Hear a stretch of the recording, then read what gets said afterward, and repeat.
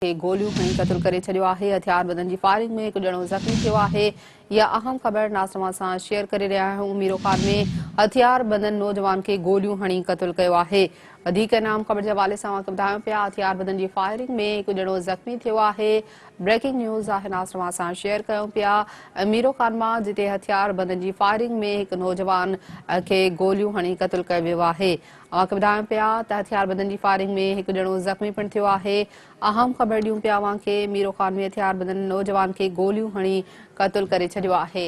हथियारबंदनि जी firing में हिकु ॼणो ज़ख़्मी थियो आहे। इहा अहम ख़बर आहे। मीरो खान मां नाज़िमा सां शेयर करे रहिया आहियूं जिते हथियारबंदनि जी फायरिंग में हिकु नौजवान मारिजी वियो आहे, जॾहिं त हिकु ॼणो जेको आहे ज़ख़्मी थी पियो आहे। फायरिंग जो वाक़ियो पेश आयो आहे। मीरो खान में हथियारबंदनि जी फायरिंग में हिकु नौजवान मारिजी वियो आहे। वधीक हिकु नौजवान ज़ख़्मी थी पियो आहे। इहा अहम ख़बर आहे, अवां सां शेयर करे रहिया आहियूं। मीरो खान में हथियारबंदनि नौजवान खे गोलियूं हणी क़त्ल करे छडि॒यो आहे। मीरो खान में नाज़िमा खे ॿुधायूं पिया त हथियारबंदनि पारां नौजवान खे गोलियूं हणी क़त्ल कयो वियो आहे। हथियारबंदनि जी फायरिंग में हिकु ॼणो ज़ख़्मी थी पियो आहे।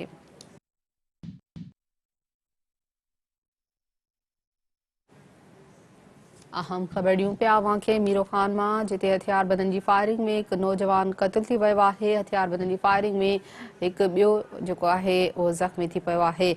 तफ़सील मालूम कयूं था सिंध टीवी न्यूज़ जे रिपोर्टर जान मोहम्मद वधे खां। जान मोहम्मद, छा तफ़सील आहिनि वाक़े जे हवाले सां?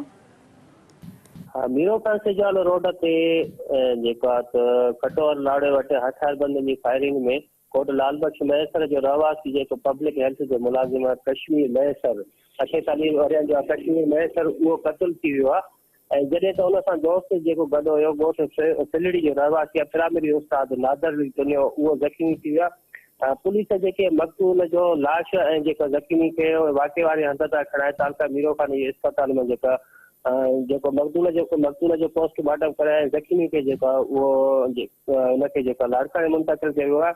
ऐं जॾहिं त वारसनि ॿुधायो त जॾहिं जेकी हीअ जेको आहे असांजी जेके पघार वठण जे लाइ मीरो खान वञी रहिया त जेके रस्ते में ताड़ में वेठल जेके हथियारबंद आहे उन्हनि फायरिंग करे ॾिनी आहे। ऐं पुलिस जेको आहे पुलिस जो चवणु आहे त जेको वाक़ियो आहे उहो पुराणी दुश्मनी पेश आयो आहे। जी ठीकु आहे, वॾी महिरबानी तफ़सील ॾियण लाइ।